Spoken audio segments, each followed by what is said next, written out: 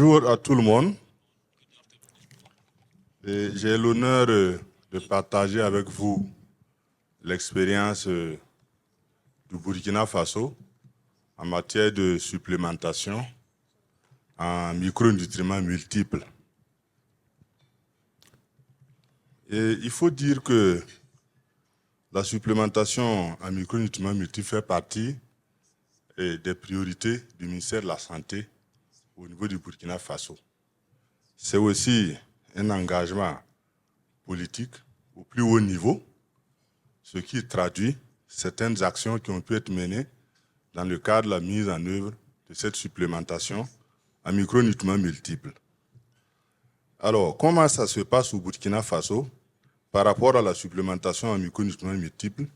Il faut dire qu'il y a 3 étapes essentielles que nous avons pu franchir.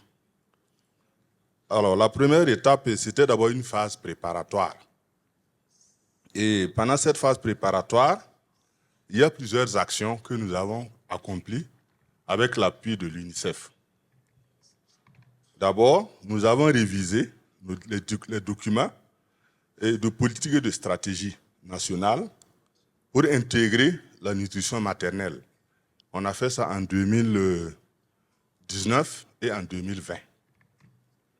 Nous avons aussi fait une analyse de la situation des programmes de nutrition maternelle.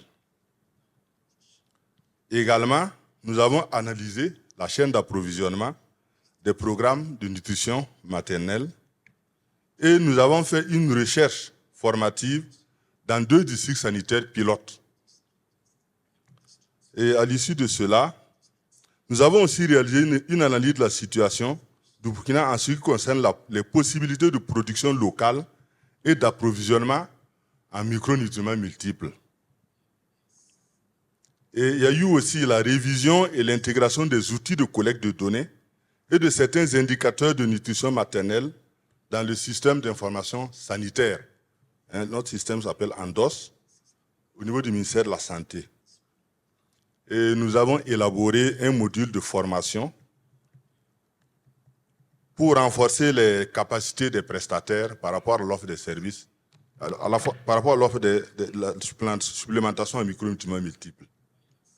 Et ensuite, nous avons formé les acteurs des formations sanitaires, c'est-à-dire les prestataires, et aussi les acteurs communautaires, pour assurer la mise en œuvre du programme. Maintenant, après avoir fait tout cela, pour préparer en fait l'introduction de cette supplémentation, nous avons une phase où nous avons mis en œuvre le programme. Donc, en juin 2019, nous avons fait un lancement officiel de ce programme de supplémentation en micronutriments multiples.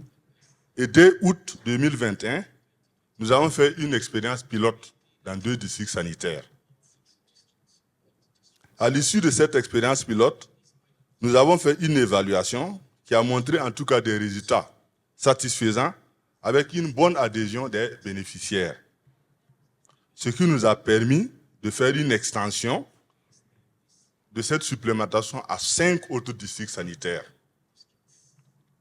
Et nous avons pu mettre à disposition les micronutriments dans ces districts avec l'appui de l'UNICEF et du projet de renforcement des soins de santé primaires et la supplémentation en micronutriments pour les femmes enceintes dans les formations sanitaires publiques. Donc, ce qui nous fait passer à 7 formations sanitaires actuellement, 7 districts sanitaires, qui sont couverts par la supplémentation en micronutriments multiples, sur 70 que compte le district. Donc, nous sommes à 10% de couverture actuellement en matière de supplémentation en micronutriments multiples. Et nous comptons maintenant pour les prochaines étapes, ce que nous allons faire, c'est d'élaborer un plan de passage à grande échelle pour couvrir de façon progressive l'ensemble des 70 districts que compte le pays. Et ce plan sera assorti d'un plan de communication et de plaidoyer. Et nous comptons aussi mobiliser les ressources pour la mise en œuvre de ce plan de passage à grande échelle. Et nous allons suivre et évaluer la mise en œuvre de ce plan. Donc voilà, résumé, l'expérience du Burkina Faso pour l'introduction de la supplémentation à micronutriments multiples. Je vous remercie.